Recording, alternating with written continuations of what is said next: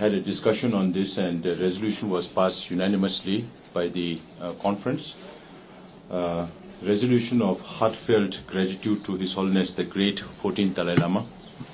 On September 24, 2011, during the 11th Tibetan Religious Conference, His Holiness the Dalai Lama, the savior and symbol of Tibetans, Dharma King of the Three Realms, said, "As far as 1969, I made clear that concerned people should decide whether the Dalai Lama's reincarnation should continue in the future."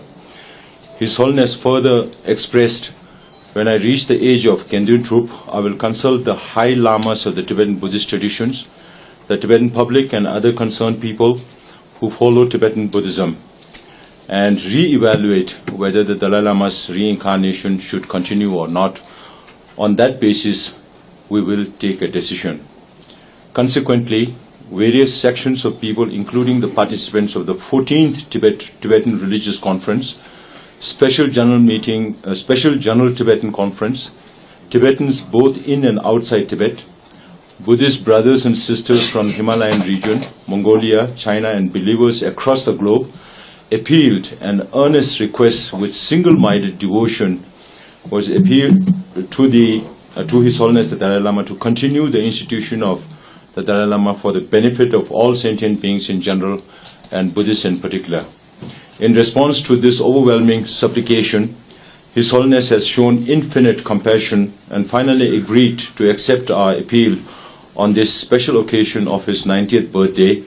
Hence, during the 15th Tibetan Religious Conference held in Dharamsala, the participants of the conference, led by eminent lamas of different religious traditions, representatives and devotees, conveyed their heartfelt gratitude to His Holiness the Dalai Lama for his grandeur and kindness, and reached a consensus on the following important points.